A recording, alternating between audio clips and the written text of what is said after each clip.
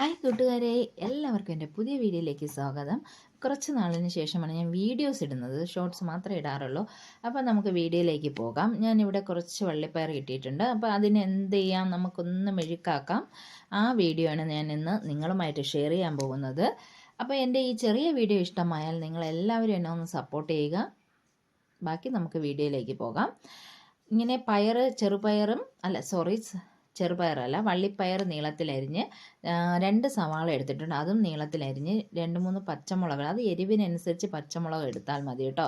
പിന്നീട് ഇത്രയും ഒന്ന് അരിഞ്ഞ് മാറ്റി വെച്ചതിന് ശേഷം ഒരു പാൻ അടുപ്പിൽ വെച്ച് കടുക് പൊട്ടിച്ച് കറിവേപ്പില, വറ്റൽമുളക് എന്നിവ ഇട്ടതിന് ശേഷം എല്ലാം റെഡിയാക്കിയതിന് ശേഷം നമ്മൾ അരിഞ്ഞ് വെച്ചേക്കുന്ന ഈ പച്ചക്കറികൾ അങ്ങോട്ട് ഇട്ട് കൊടുക്കാം.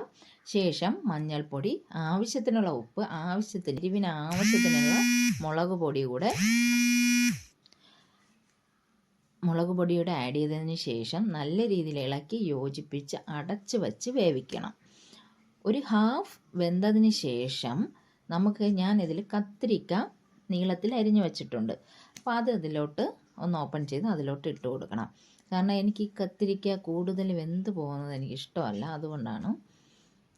അപ്പം ഇത് നല്ല രീതിയിൽ ഇളക്കി യോജിപ്പിച്ചതിന് ശേഷം അടച്ചു വെച്ച്, നിങ്ങൾക്ക് നല്ല രീതിയിൽ വെന്ത് പോകുന്നതാണ് ഇഷ്ടമെങ്കിൽ കത്തിരിക്ക ഇതിൻ്റെ കൂടെ തന്നെ ആഡ് ചെയ്യാവുന്നതാണ്. ഞാനത് പകുതി വെന്തതിന് ശേഷമാണ് ഈ കത്തിരിക്ക ആഡ് ചെയ്യുന്നത്. അപ്പം ഇത് നല്ല രീതിയിൽ ഇളക്കി യോജിപ്പിച്ച് അടച്ചു വെച്ച് നല്ല രീതിയിലൊന്ന് മൂപ്പിച്ചെടുക്കുക. അതിൻ്റെ നിറവ്യത്യാസമൊക്കെ ഒന്ന് മാറട്ടെ. അപ്പോൾ എല്ലാം നല്ല രീതിയിൽ വെന്ത് വന്നിട്ടുണ്ട്. ഇങ്ങനെ നല്ല രീതിയിൽ എല്ലാം കൂടെ മിക്സ് ചെയ്ത് എടുക്കുമ്പോൾ നമ്മുടെ കത്തിരിക്ക, വള്ളിപ്പയർ, സവാള മെഴുക്ക് റെഡി ആയിട്ടുണ്ട്.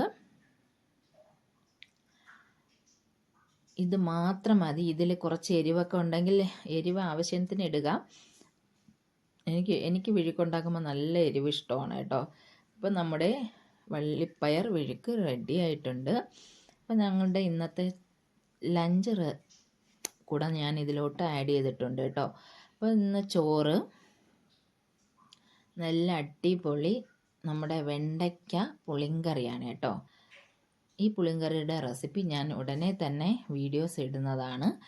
അടുത്ത് സാലഡ്, പിന്നീട് കുറച്ച് നമ്മളിപ്പോൾ ഉണ്ടാക്കിയ വള്ളിപ്പയർ മെഴുക്ക്, പിന്നെ ചെറുപയർ തോരൻ,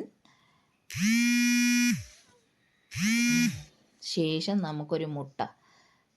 അടിപൊളി ലഞ്ച് ഇവിടെ റെഡി ആയിട്ടുണ്ട്. വീഡിയോ ഇഷ്ടമായാൽ ഒന്ന് ലൈക്ക് ചെയ്യുക, കമൻറ്റ് ചെയ്യുക, സബ് ചെയ്യുക. താങ്ക്